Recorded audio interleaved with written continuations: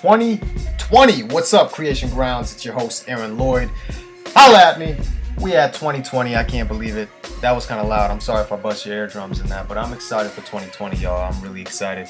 So if you're just joining me, welcome to the podcast. And if you've been with me this long, I thank you. I thank you from the bottom of my heart. I'm truly grateful. We are on episode 32, y'all, and our next guest will not disappoint. His name is Idriss Konteh, and he is hilarious. He's hilarious. If you haven't heard of him yet, I'm sure if you check him out online, he might give you some laughs as well.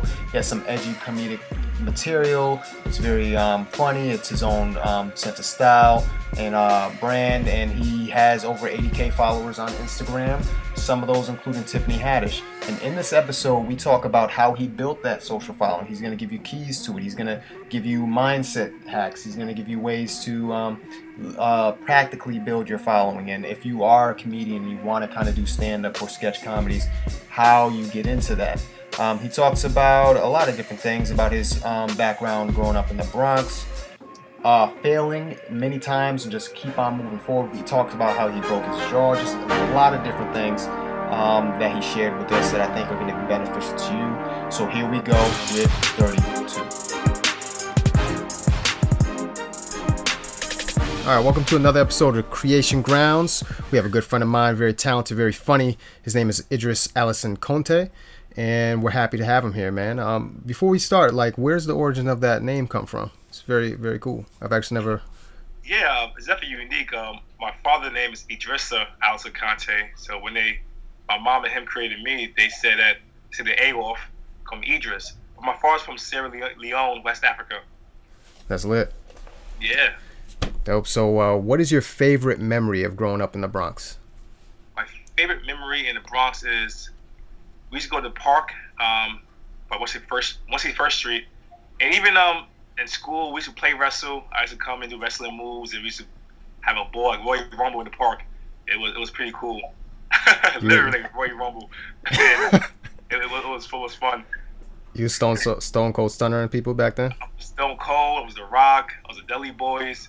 We used to have a blast, just wrestling, doing kid stuff. Who is the funniest person that you know? Either past, present, could be yourself. To say myself would be a little narcissistic, so I wasn't gonna say myself, but I would say my father's a character. Is he? He's crazy. Literally, and metaphysically, he's funny, and he's not there all the time. So, but he's funny to me. That's funny. Him, my brother, damn, so many people. I would say probably my father and my mother. They're pretty funny. I guess that's why I'm funny.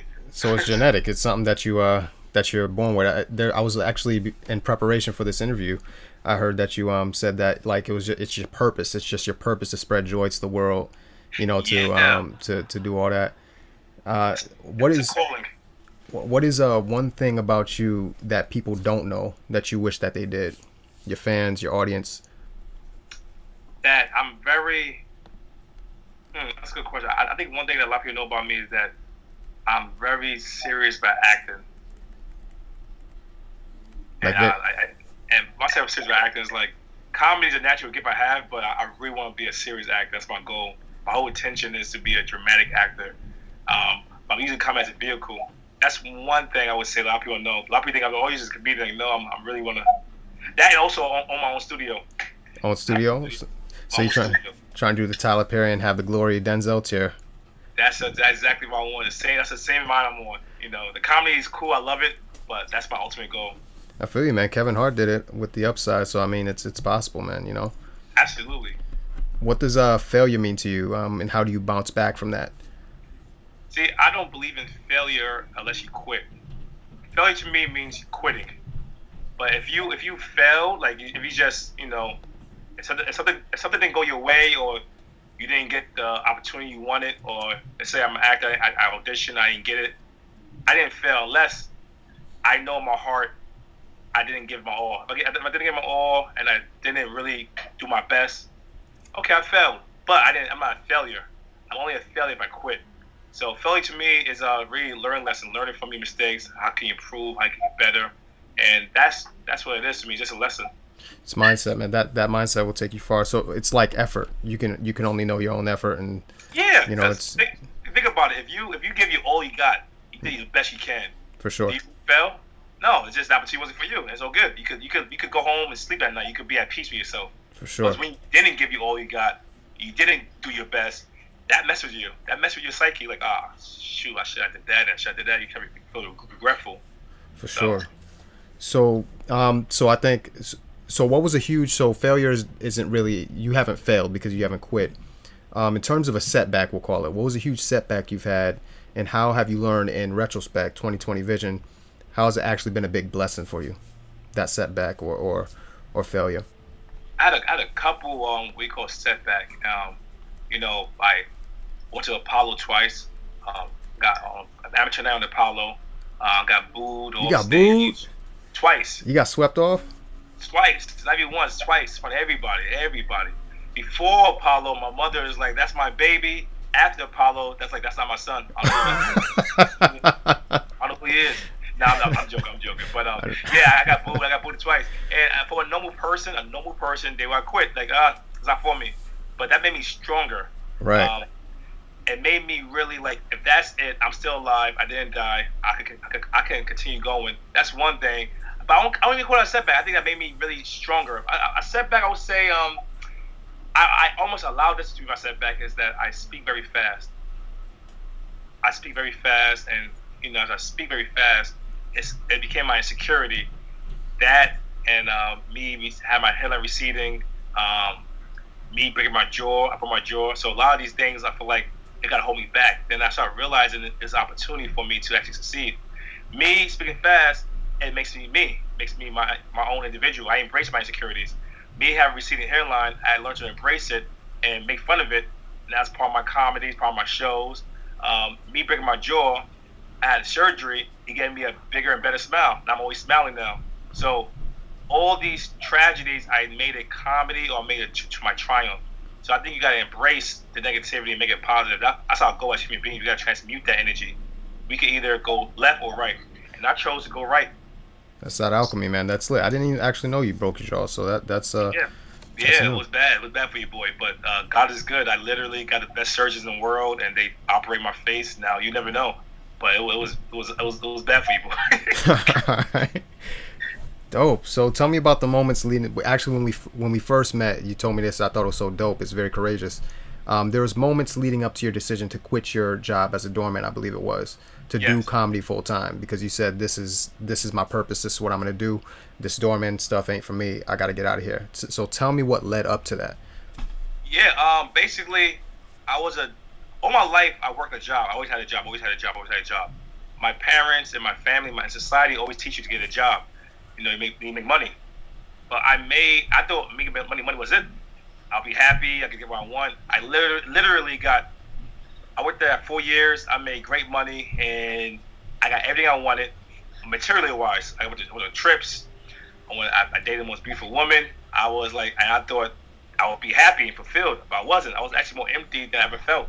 I was so empty because I knew that job and making money and buying things, it wasn't fulfillment. It was actually, I was buying things that was filling that void. I was empty, and the emptiness was my purpose.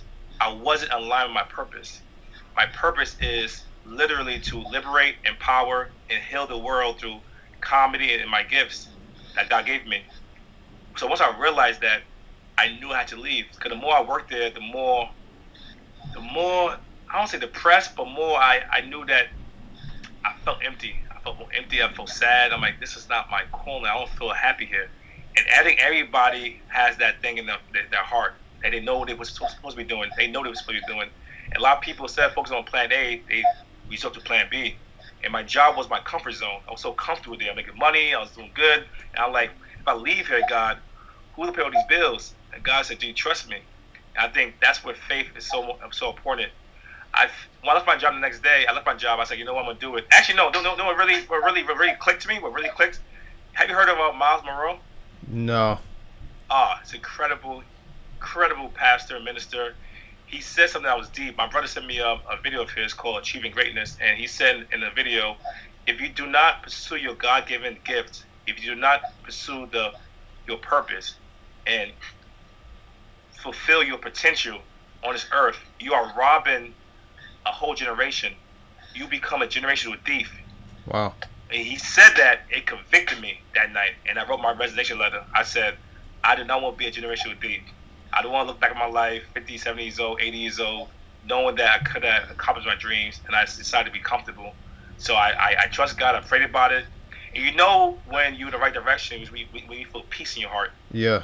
And you feel peace. You feel calming. I'm like, okay, I feel peace. And the next day, I left my job. I went to the river, and God literally spoke to me. He said that you're like Peter in the boat. Peter got the boat. The boat was his comfort zone. Your boat was your job. I need you to walk on water now. Wow. Don't look to the left, don't look to the right. Left and the right is fear, it's doubt, it's insecurities, it's people tell you can't do it. It's going to be all of that there. So I don't need you to look to the left or the right. I need you to stay focused on me. If you stay focused on me, you will be all right. But if you don't, you're going to drown. And I'm going to say, ye a little faith. Why did you doubt? Why did you doubt? And I'm going to hold you. It's been 1 year. I had doubts. I had fears. I had all that. I felt every emotion. But I learned that God is good all the time. And I learned that He is my hope. He's my rock. He's my redeemer. And I learned, the most thing I learned is I have trust and faith that it's all going to work out in my good, in my favor. So that kept me getting through. And bills getting paid. I pay my rent every month. I'm still going through it. I'm still, I'm still here. I'm super excited about that. That little piece, that's gonna inspire so many people right there. I'm gonna put the link to that. Is that on YouTube? That link, the sermon, the Miles. Yeah. I'm gonna send to you. Yeah, because on your thing, I'm gonna link that up too. I think that's gonna inspire a lot of people. That's dope. That changed my life, bro. You hear it, you feel it. I can't. It's like it's a spiritual thing. Like you will know. Yeah. You feel it. Like, oh shoot, I gotta. You'll see. You'll see. Dope. So Idriss TV, you're doing this thing. You're already kind of building the foundation to your production, your big stuff. Tell me what inspired Idriss TV, and when that came about. Yeah, I we both artists, we both actors, and our goal is to make it big. That's what we do it, make it big and be successful in it. So when I first started, I was going to auditions and put myself out there, and I wasn't getting a lot of stuff. I wasn't getting a lot of auditions, and some people will be depressed and negative. I say, you know what? Blame others, or why am I getting this? Why I'm not good enough? I was like, I'm not doing that. I'm gonna do something what I can control. So in life, you gotta control what you can control, and trust God with the rest. So that's what I did. I was like, you know what? I'm not gonna wait on Hollywood. I'm gonna create my own Hollywood, and that's what I did. I was like, let me call it Idriss TV. And to me, it was just a name I was put out there. I didn't really expect it to correlate what I'm doing now. I just thought, I need a channel, YouTube channel. I need to start. Mm-hmm. I had so many ideas. Let me just start it. And it's been over 10 years. Dang. Over 10 years, and we're still here. It's getting bigger and better, and it's actually bigger than I thought. I just thought that was a segue for me to. I just thought I'd do a couple of sketches, and I was getting on TV and movies, but God had another plan. He said, no, I want you to build your own channel. I want you to build your own platform and inspire others to do the same. It's bigger than you. It's bigger than me. So now I'm like, next year I'm doing create my own production company. Mm-hmm. So for artists, I know as an artist, Idriss TV is more than me. So as an artist, I want to help people edit, film, produce their movies, their ideas, their acting reels, their voice reels. So I have a company now, and I'm the CEO, and I'm really like, wow, this is actually, I'm on board. I didn't see that. I just thought comedy was it, acting. It's like, no, you bigger than that. So I have a production company. We plan to do movies next year, TV shows, stand-up comedy specials, everything. That's lit, man. Blessings. I know it's gonna work out for you, bro. Thank you, bro. When did you notice that the YouTube channel was like starting to get to like where, wow, God, you're really blowing this up bigger than what I thought it would be? Like, you know what I mean? Yeah. Do you remember a specific moment? What was that? I think I had two, 3 moments. I'll tell you why. 2, 3 moments. So I think 4 or 5 years ago. No, actually like 5 years ago. I saw a newspaper. You know D-Storm? No. D-Storm, a guy named King Batch. Oh, yeah. So there's people in LA. This is what I knew, like, I feel like I'm the middle child of this whole social media thing, because we brought up that you need an agent and manager to really make it big. Right. Then when social media came, it was like, oh, you don't need that. You actually need to just build your own platform, your own audience. So I was like in that kind of space. I'm like, which way did I go? Right. Like, I have no idea.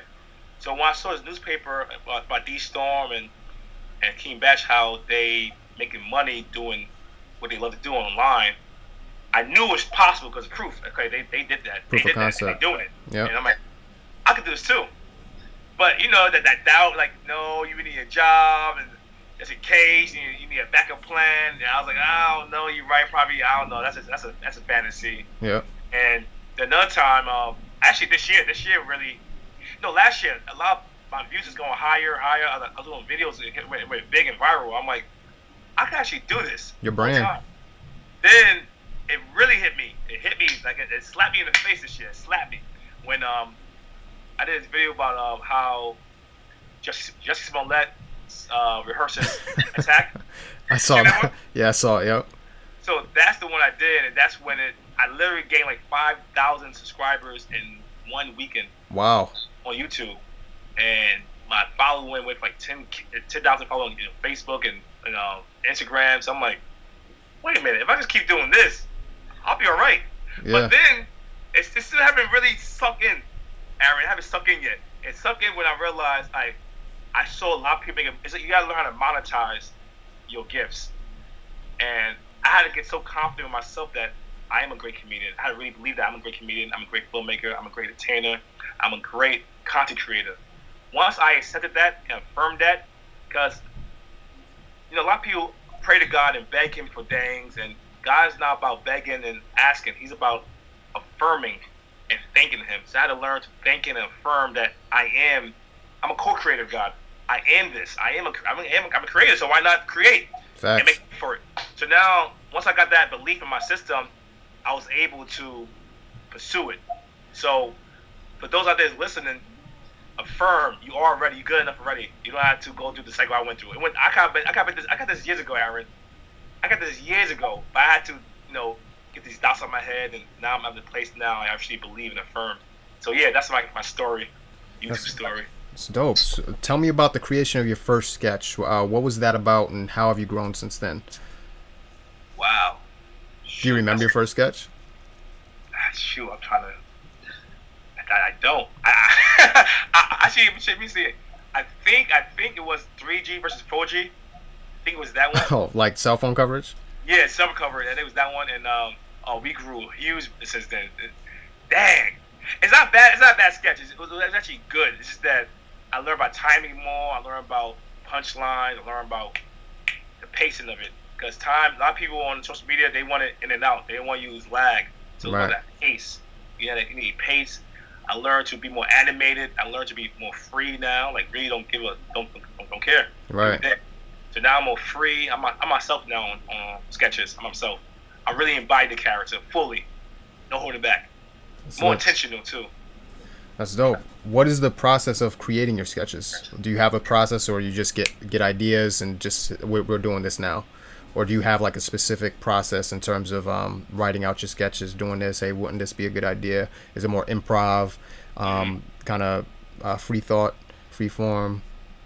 To tell you the truth, it's all of that. I'll tell you why. Like I didn't know about storyboarding until like a couple of years ago. I've been doing sketches for 10 years. And a lot of people say they do storyboard. I never knew what I meant. I'm blessed with the gift that I have a storyboard in my mind and I see it clearly. Like today we're doing a sketch about that girl, Carol Sanchez, who set up her abduction. Mm-hmm. She lied about it, and I heard about she lied about it. I saw a whole movie in my head. I saw it clear as day. I put that movie in my head in an outline shape. I tell the actors to be free by giving them a description of what they want and what they need to do, and let them forward and forth. I mean, you've been to a couple of my sketches. Yeah, it's fun. You have fun sets. I had an idea, and I'm open. I'll always be open because you never know what people can say. It could inspire a greater idea. So I'm always open, and I never want to put people in a box. So I give somebody an idea what I want. I let them explore the idea and be free, because they're gonna bring their own spin to it, make it even better and bigger. So that's my goal. Even when I do have, and that's the skits I did. Now I have scripts, like really my movie, TV scripts. Same idea. I have a character for them. I have what I want, but I let the actor explore. If you find something special, and I direct it. If it's aligning with the script, the character, Mm-hmm. do you. If it goes off course, I'd say, hey, let's redirect them to go back to that kind of mindset. That's all.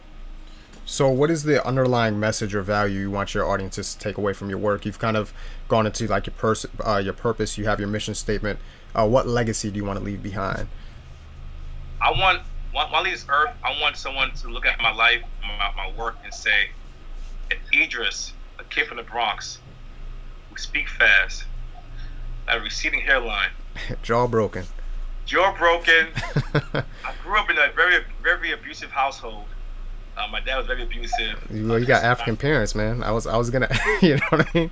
Well, You know what I mean? my dad is. My mom, she's black too, but she's American. But my father was very abusive. He always told me you can't do always negative. I had like a lot of. I won't say it made me who I am. I can't say negative because I took it as a positive. It made me like never to be like that. So if a kid like this could grow up and become a legend and really be great, one of the greatest in his field, if he could do it, so can I. That's a kind of, I call it consciousness. You know, a lot of people have Christ consciousness and having that same mind Christ had, we have it. Mm-hmm. But for me, I want to have that kind of mind. Like, yo, if Egypt could do it, I can do it. Ema can do it. Because really, Ema can do it. I'm just using what I got and making the best out of it. I'm not some superhero. I'm a regular. Again, I'm a guy from the Bronx. I'm just making it happen. So. It's dope. So you mentioned, or you kind of touched on this earlier. You talked about like seeing that newspaper, King Back, all these people. Why are studios in the entertainment industry embracing social media to discover new talent? Why do you think that is? I think it's because that's how it should have been from the beginning. Because I think the agents and managers is cool and everything, but the raw talent is the people. The people are the talent. So now instead of going through that the middleman, it goes directly to the source. And if you have your own fan base, it's just easier to go to that person. If I have a product I want to promote or a movie I want to promote, and the person has 1 million followers, most likely the 1 million followers are going to watch whatever I'm promoting. For sure. Yeah, you know what I mean? Like if I'm a director, I have a movie come out, and I hire you, you have 1 million followers. Most likely, that's 1 million followers that's gonna watch your movie because you're in it. For so sure. I think that's smart. That's the smartest thing. Yeah, smart production move. I agree. Yeah. So somebody somebody in the Bronx, maybe they're 14 in high school. They don't have any content yet. What are the steps for that person that has no content, doesn't know what they want to do, but they know it's in their heart to do it, and they have peace in their heart about it? What are the steps of building and nurturing your audience? What is that? And then for you, what is your goal going forward in terms of continuing to nurture and build your audience? The first thing I would tell people is just, you have a goal, you have a passion for creating content, just do it. You because a lot of people want perfection. A lot of people like want to just, I want to this perfect moment, the perfect time, and there's no such thing as perfection. You just got to get up and go for it. Do it. Try stuff out, because that's the only way you will learn what you like, what your audience like. Keep trying it out. Fail for it. If you are going to fail, which you are, do it for it. Learn from it. Build it. Like it took me. I've been doing this I've been acting since 12 years old. So almost 20 years I've been doing this acting entertainment thing. And I finally, this is me talking. I finally learned about branding yourself. I never knew about branding yourself. I never knew what that meant. I just thought I'm funny, I'm talented, it's gonna work out. And I learned. I got some success here and there, but I kind of been further along than a lot of people in my life if I knew about branding yourself. So the quicker you learn who you are and your brand, the easier you're able to navigate in the market. So I would say, you have a passion, start doing it, and start also be conscious and learn who you are as a brand, what you want to do, where you see yourself, how you see yourself, who's on TV or social media that you like, want to emulate, and start doing those things and build your brand. The earlier you do it, the better. So, because your brand is what people perceive you as. Like my brand right now, you said your question is, how do I see myself going forward? I had to learn, my brand was too broad. I do a lot of things. I had to kind of, I say narrow it, but also keep my essence. Keep my essence, but also I can't be everywhere. I need a schedule. Every Monday, you're just doing spaz. Every Tuesday, you're just doing inspiration. Every Wednesday, so the audience would know what to expect. Right now, it's like, he does this or that, so it's like, they can't really know my brand. So I'm like, okay, you got to really start narrowing or have a schedule of what you're going to do. Don't get me wrong, because right now today's a trending topic about that girl got kidnapped. So I'm going to act on like that fast. Right. So my thing is my brand. I want to be whatever's trending, whatever's hot topic, whatever that's crazy in news. If I'm passionate about it, I have to be passionate about it. Right. It has to explain to me. Idriss TV is one of the first people that attack it. We go to Idriss TV because we know that he's gonna give a great spin on it. Like people want to Shade Room with comedy. Yeah, Shade Room is always up to date on some things. Yeah. Shade Room or World Star. I want to be that with comedy, right? And villain. Yo, he's the first one. Yo, you got so SNL do it. SNL do their own thing. Yeah. SNL's a great thing. I feel like they hold back a lot because of TV. Right. It's not holding back. I'm giving you raw. I'm giving you edgy. I'm giving my perspective on it. So that's what I want. I'm gonna get better at. Be faster, better, and with great quality. Dope. So why do you think that someone who wants to create content doesn't? What do you think that is for them? So that's something that's holding them back. Something that they have to re-ask themselves. What's holding me back from not creating content? Everybody's different. For me personally, I have moments where a lot of people will say, "Oh, you must watch my content. I have a lot of followers. Who's watching my stuff? Let me wait till I get a lot of followers." I'm telling you, wait. You're gonna wait forever. Mm-hmm. The key is just do it, and to really increase your chances of having a fight chance to get views and stuff is play with the trends. Play what's going on right now in the moment. That you must have a pulse on the culture. So if you're a musician, if you're an artist, whatever's popping in the culture, that's gonna give you a lot of traffic to your page and to your content. But also, my main thing I want to say to people who want to create and that's not creating is, do not get attached to the results. You cannot control that. Be attached to the process. The more you in tune with the process, the more you focus on the process, the results gonna come. And another thing I want to say is, stop waiting for people to discover you. The only person you gotta discover is yourself. Ooh, the faster you recognize who you are, and the gifts that God gave you, and you discover yourself, the people's gonna call, is gonna run towards you. They're gonna beg you, hey, we need you. I had to learn that. Those are something I learned the hard way. I don't want people to learn the hard way I learned. So yeah. Dope. So I ask all my guests this question. When you think of the word creative, who comes to mind for you and why? Honestly, God. I love that. You're the first person to say that. That's genius. I love it.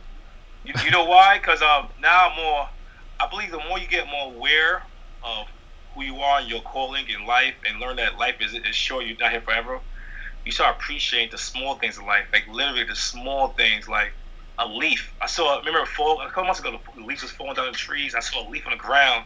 I saw how intricate it was. The design is so intricate. I'm like, yo, guys, that's how small. I'm like, yo, this guy's amazing. How you create all this? Yeah. Even life and human beings, babies, and smile and everything. Like my niece is about 3 months old. When she yawned, she had a character face when she yawned. I'm like, yo, this is real beautiful. So I'm like, life, bro, art. I see things differently now. I see life differently. So I see God in everything. Really, you see God in every single thing. The sky, yeah. That's beautiful, man. Idriss, it's been great. Break legs with the content that you have out, and it's a pleasure talking to you, bro. Well, thank you always, brother. And you, brother, you gotta tell how we met. You know, you have a good vibe. You have great energy. We met at church, actually. And it was off a whim. A friend had invited me to a church. I'm a member at Brooklyn Tabernacle, and this particular Sunday, a friend invited me to her church, which is also your church. Yeah. And after, you came up to me and you literally asked, "Are you an actor?" I was like, "How'd you know?" And he was like, "No, it's just a vibe." I was like, "Did you see This Is NYC?" You're like, "No, I haven't seen it." Send it to me. Sent it to you. You watched it. I think the next day, actually, you're doing your first Idriss Live. Idriss Live at MNN, and you invited me to come out. I was like, "This dude's cool. Like, he hasn't even seen me perform, but he's invited me to be on his show." Yeah, man, it's beautiful, and we've been creating since. And you're a solid dude. Thank you. You too, and I can't wait to us collaborate. I was gonna say that it's nothing by accident. Yeah. So, look at that one moment. We let this say right now. That one moment. That's facts. Nothing by accident. Nothing. Everything happens for a reason and purpose. You gotta find that purpose.